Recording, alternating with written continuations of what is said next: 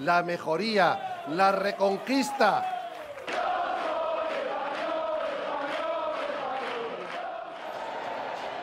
Le tremblement de terre andalou. Le 2 décembre 2018, l'extrême droite fait son retour sur la scène politique espagnole avec 12 élus lors des élections territoriales andalouses. Près de 400 000 suffrages pour Vox, un nouveau parti qui fait ouvertement référence à l'héritage franquiste, en sommeil depuis la mort du dictateur. Une énorme surprise qui a pris de court tous les observateurs. L'Espagne en premier. Un slogan simpliste, référence directe à celui de Trump lors des élections américaines. Un discours exalté sur le drapeau espagnol.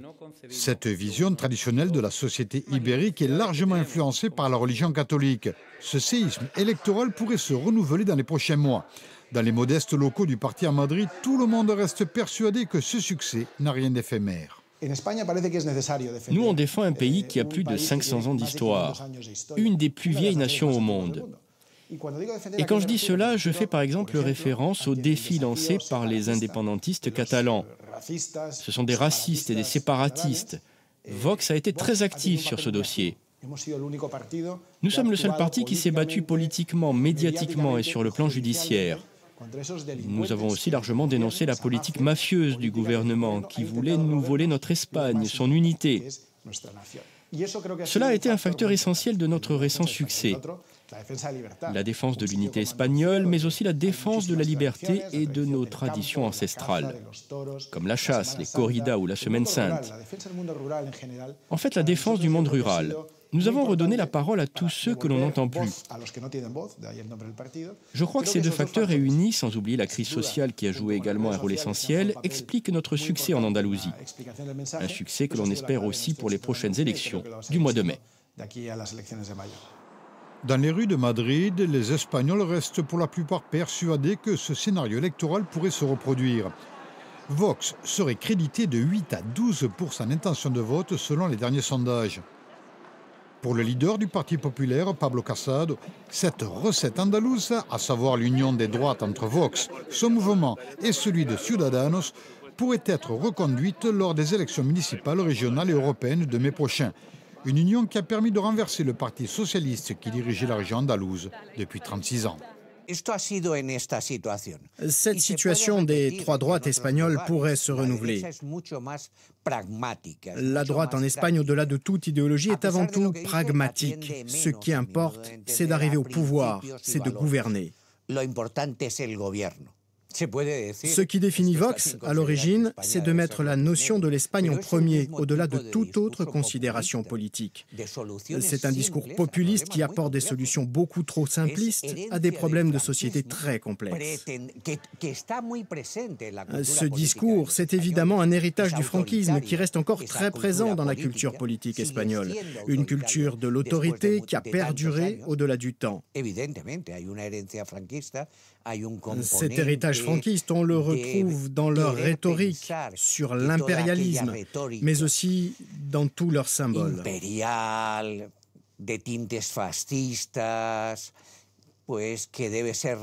Ils estiment que les années du franquisme furent bonnes pour l'Espagne, en oubliant au passage l'incroyable répression d'époque et toute la misère qui s'en est suivie.